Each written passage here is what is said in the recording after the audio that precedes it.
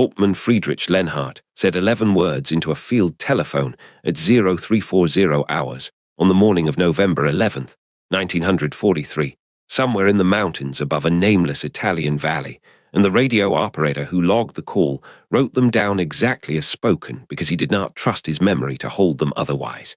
"These are not soldiers. They are ghosts. Send everything."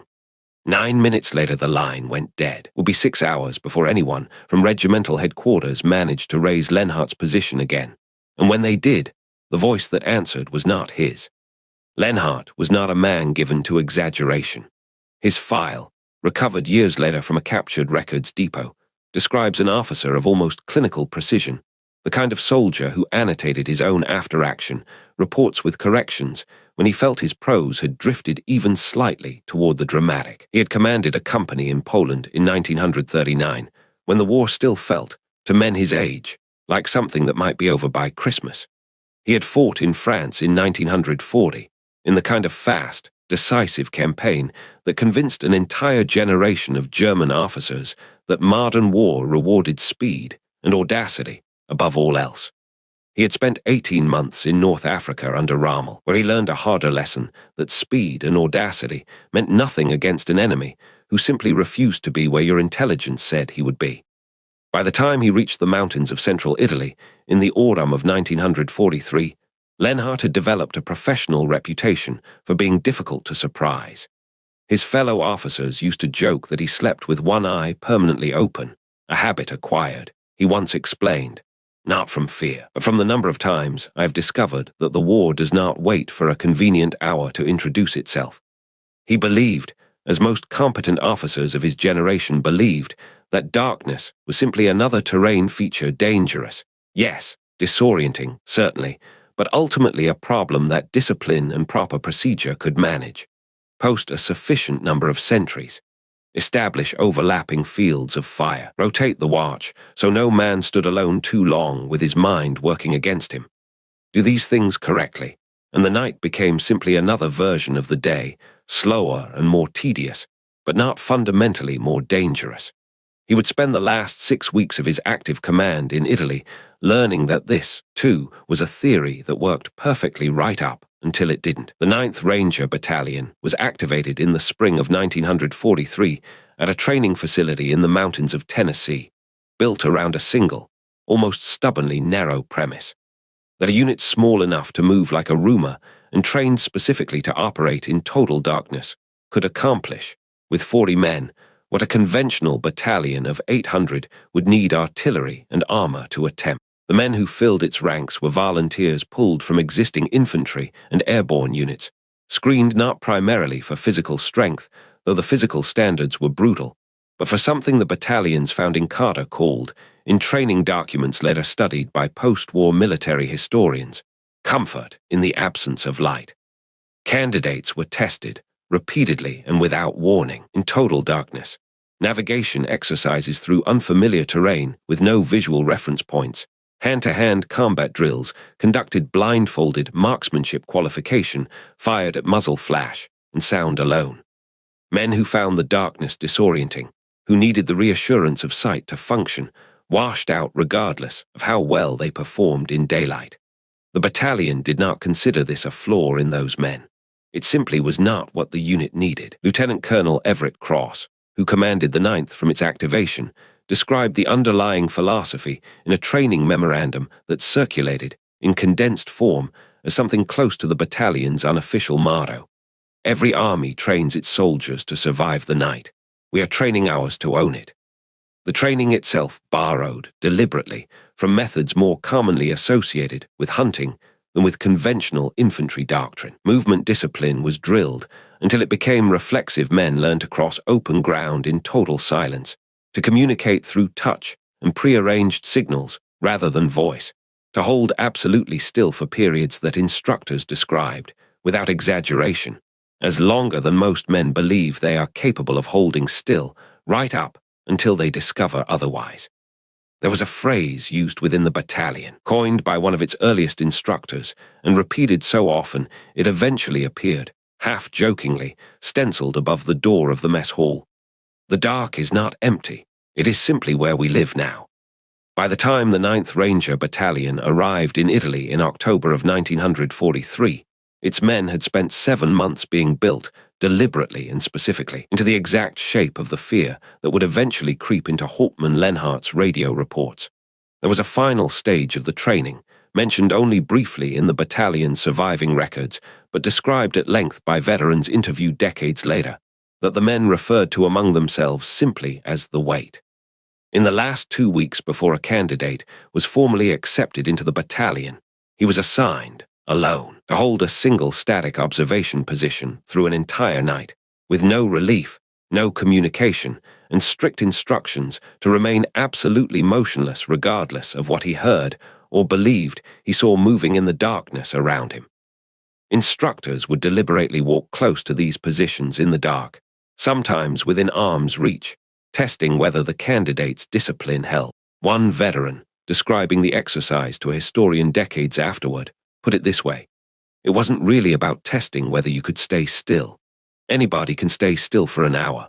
It was about what happened in your head somewhere around hour 4, when your imagination starts filling in every sound with something that wants to kill you, and you have to just sit there and let it, and not move anyway." Some guys broke right there in training, and it was better they found out then than later, when it actually mattered. The men who passed the wait were not congratulated. According to several accounts, the only acknowledgement offered was a single line from the instructor, delivered without ceremony. "Good.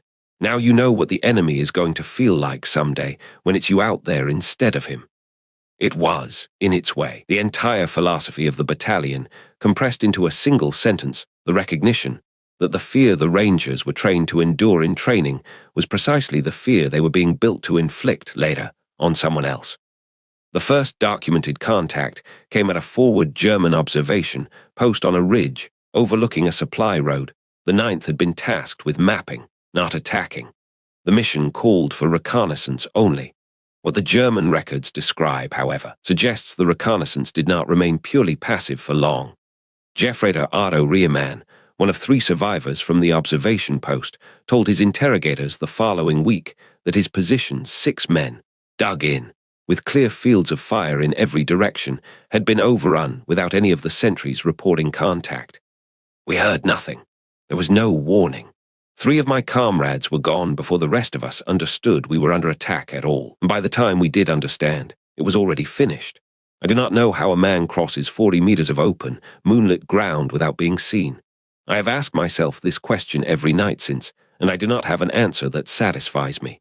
The battalion's own after-action summary, terse by comparison, notes simply, "Objective achieved. Position neutralized to permit uninterrupted observation of the road. No casualties." 4 days later, a Ranger platoon ambushed a German resupply column moving through a narrow mountain pass at night, destroying 2 trucks and a significant quantity of ammunition, before withdrawing without contact. What made the engagement notable, according to the German unit's subsequent report, was not the material loss modest, in the context of the broader campaign, but the manner in which it occurred. Feldwebel Klaus Adler, the column's senior surviving NCO, described it this way: "There was no warning fire, no shouted challenge. The first indication we had of an enemy presence was the sound of the lead truck's fuel tank igniting. By the time we had organized any kind of response, the attackers were already gone, and we found no tracks, no cartridge casings in any pattern we could use to estimate their number or direction of withdrawal. My commanding officer initially believed we had struck a landmine by accident. I do not believe this. I believe we were ambushed by men who did not wish to be found, and who were skilled enough to ensure that they were not." The engagement at the Hilltop Monastery position, a fortified German strongpoint overlooking the valley approach, represented the first occasion on which the 9th Ranger Battalion committed a significant portion of its strength to a single objective, and the first occasion on which German forces managed to identify, with any confidence, that they were dealing with an organized unit rather than isolated incidents of infiltration. Lieutenant Georg Wessel, who commanded the monastery garrison, filed a report that would later be forwarded, with an unusual note of urgency, to divisional intelligence. "We were engaged simultaneously from 3 directions by an enemy force whose total strength I estimate, based on the volume and distribution of fire, at no more than 60 men. This estimate should have described a raiding party capable of harassment, nothing more. Instead, within 40 minutes, this force had eliminated 2 of our 3 heavy weapon positions, captured a section of our perimeter wall, and withdrawn deliberately, in good order, carrying their wounded before our reserve company could be brought forward to counterattack. I do not understand how 60 men accomplish what should require 600. I request that intelligence reassess whatever assumptions we have been operating under regarding the capabilities of American light infantry in this sector. The garrison held the monastery, but the cost of holding it and the manner in which the attack had unfolded left an impression that outlasted the tactical outcome.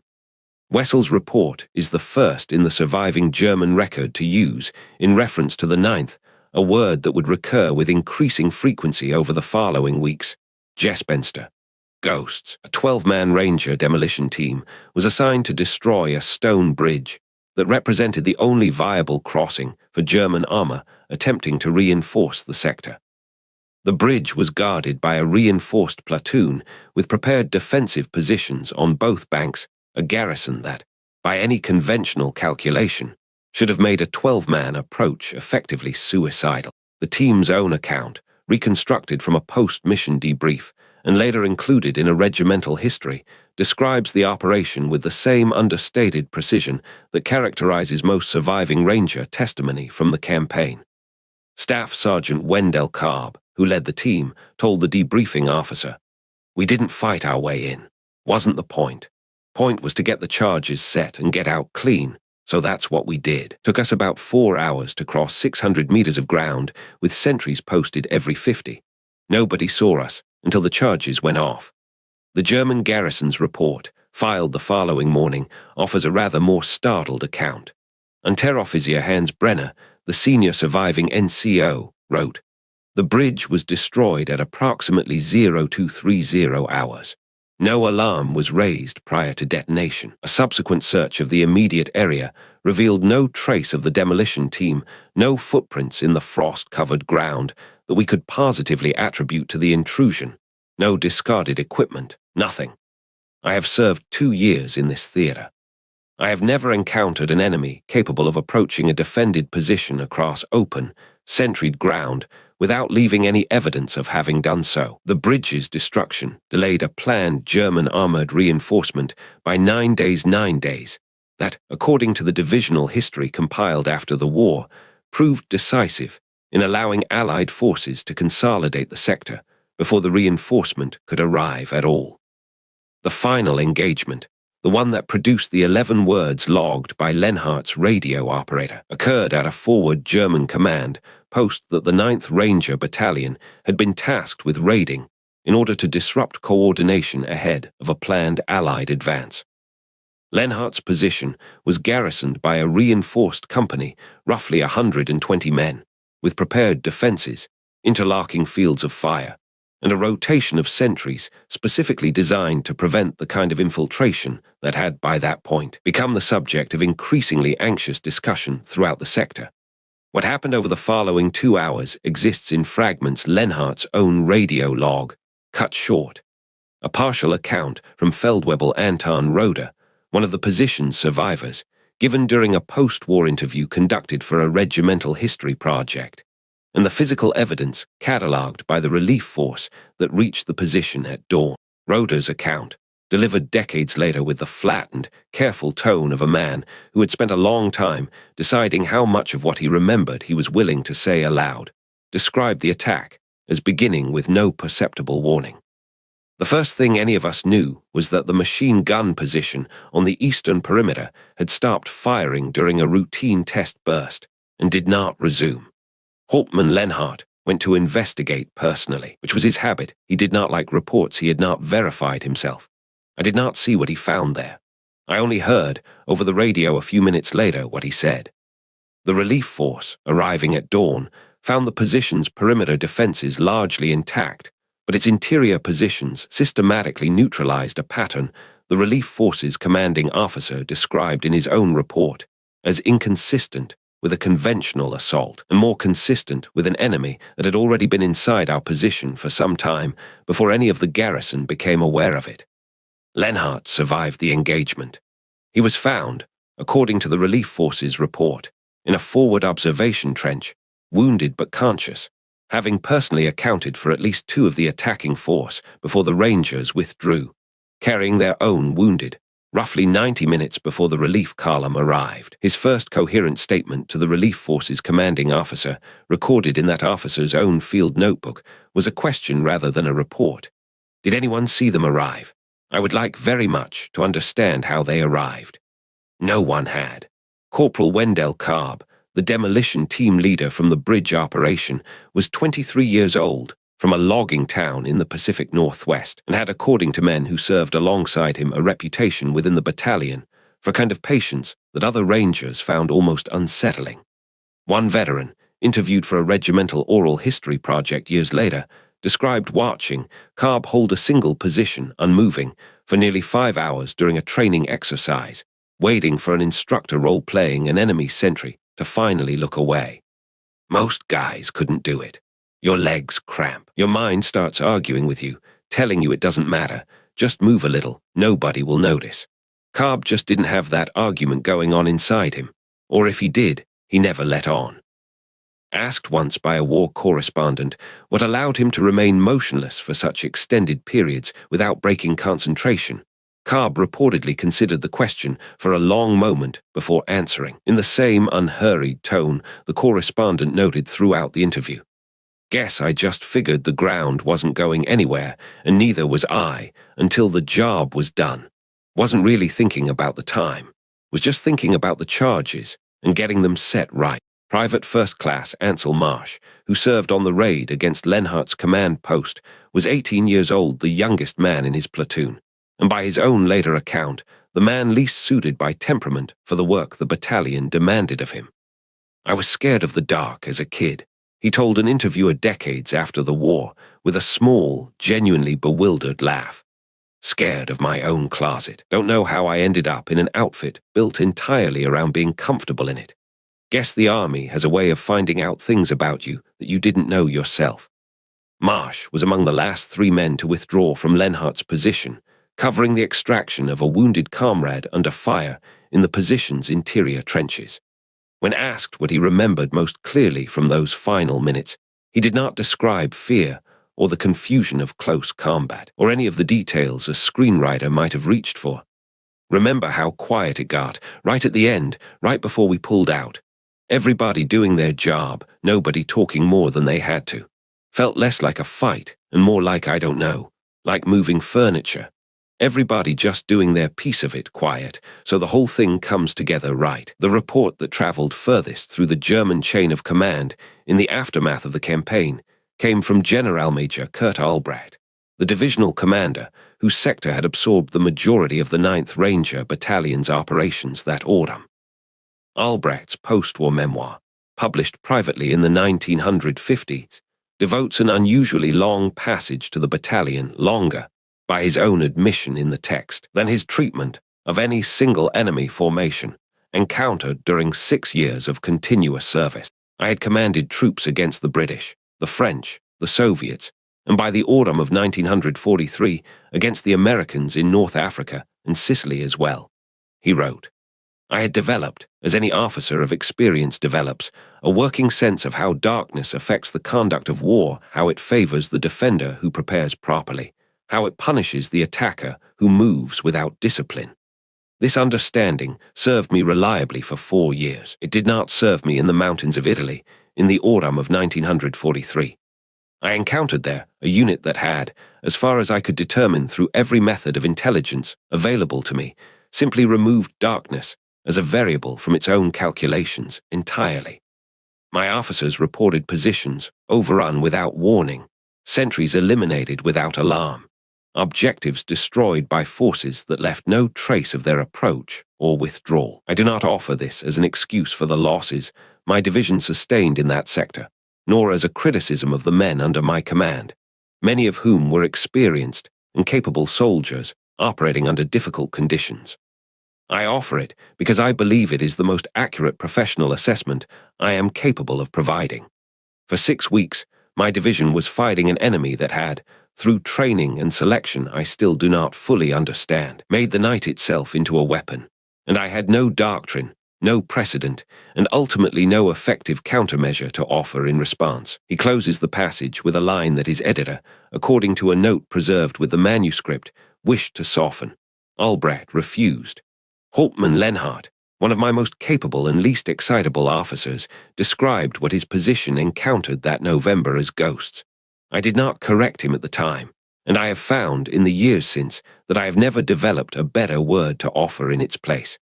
Friedrich Lenhardt survived the war. He was wounded a second time in the spring of 1944 and spent the remainder of the conflict in a series of hospitals and eventually administrative postings far from any front line. He rarely spoke of the November engagement in later life, according to family members interviewed for a regional historical project decades afterward, with one notable exception. His daughter recalled that on the anniversary of the engagement, each year without fail, her father would sit alone in his study for a portion of the evening, and that on one occasion, when she was old enough to ask him directly what he thought about during those hours, he gave her an answer she remembered clearly enough to repeat, word for word, more than 40 years later. "I think about 11 words," he told her.